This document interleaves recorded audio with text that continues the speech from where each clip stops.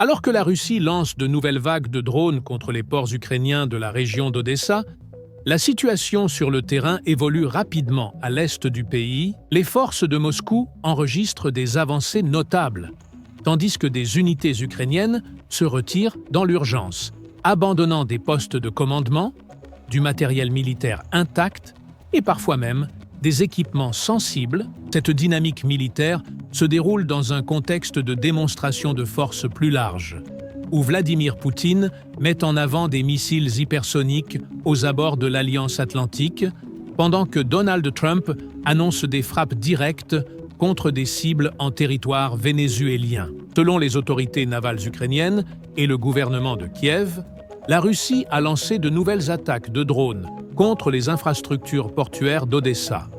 2 navires civils ont également été touchés. Il s'agissait de bâtiments battant pavillon panaméen, en route vers un port ukrainien de la mer Noire pour y charger des marchandises. Les frappes auraient visé notamment les ports de Pivdeniyi et de Tchornomorsk, ainsi que des réservoirs de stockage de pétrole. Depuis l'effondrement de l'accord sur les céréales, la mer Noire est devenue une zone de risque permanent.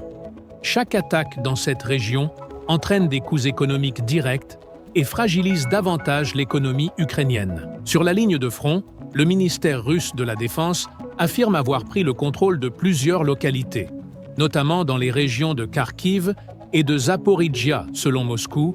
Des unités du groupe de combat occidental auraient conquis la localité de Bohuslavka après des opérations qualifiées de décisives. Parallèlement, des unités du groupe de combat du Dniepr auraient progressé vers Lukianivka, dans la région de Zaporijia. Les images diffusées par la Russie montrent une opération menée près d'une zone boisée en République populaire de Donetsk, où des drones de reconnaissance auraient identifié un groupe de véhicules blindés ukrainiens dissimulés. Jour, selon Moscou, une attaque coordonnée par drone FPV aurait ensuite été autorisée, conduisant à la destruction de plus d'une quinzaine de véhicules blindés ukrainiens. Parmi les cibles revendiquées figurent des chars de type T-64 et T-80, un transport de troupes blindées de type M113, ainsi qu'un obusier automoteur américain de type M109 Paladin. Les autorités russes affirment que l'ensemble des véhicules identifiés a été immobilisé puis détruit par des drones kamikazes du programme Rubicon, avec un appui supplémentaire de munitions guidées pour empêcher toute récupération du matériel. Parallèlement à ces déclarations russes, des sources ukrainiennes confirment également des difficultés sur certains secteurs. Le commandant en chef des forces ukrainiennes, Oleksandr Syrsky, a reconnu la perte d'un poste de commandement dans le secteur d'Ouliapol, après l'échec de la 12e brigade à maintenir ses positions défensives. Lors du retrait, des équipements militaires, des documents et des effets personnels auraient été laissés sur place, faute de temps pour les détruire. Une enquête interne a été ouverte afin d'évaluer les responsabilités de la chaîne de commandement. Même si Kiev affirme que d'autres unités continuent de tenir la ligne dans cette zone, la région d'Ouliapol, longtemps considérée comme relativement stable malgré sa proximité avec la ligne de contact, a vu sa situation se détériorer au cours des derniers mois, à mesure que les forces russes intensifiaient leurs offensives dans le sud et l'est du pays. Fin décembre, les forces ukrainiennes se sont également retirées de la ville de Sieversk, dans la région de Donetsk, après plusieurs semaines de combats intenses.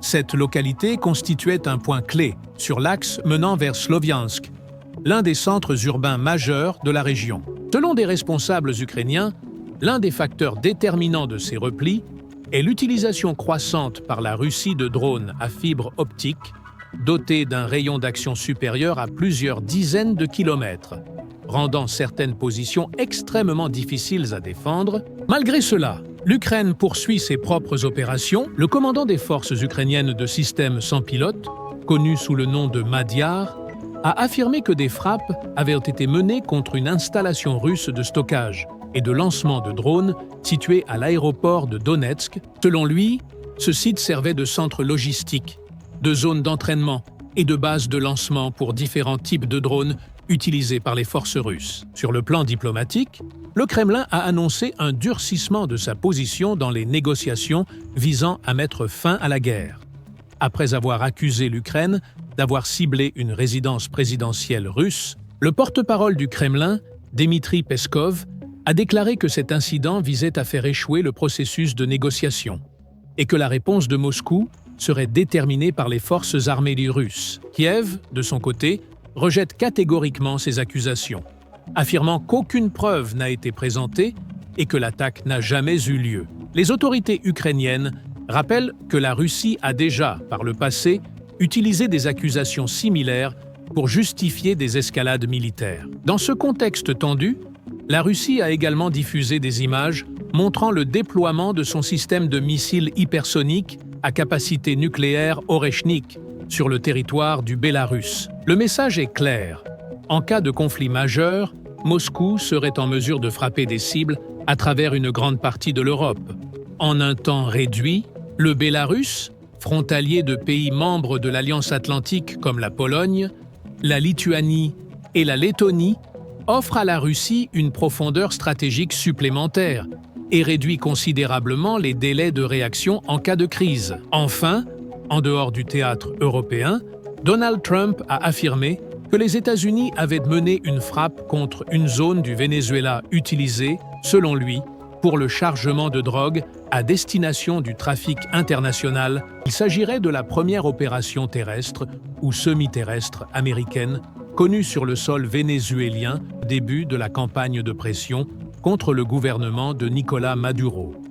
Les autorités américaines n'ont fourni que peu de détails, et les agences concernées ont refusé de commenter publiquement. Du côté vénézuélien, aucune confirmation officielle n'a été donnée, alimentant les spéculations sur une opération clandestine destinée autant à frapper une cible qu'à exercer une pression politique.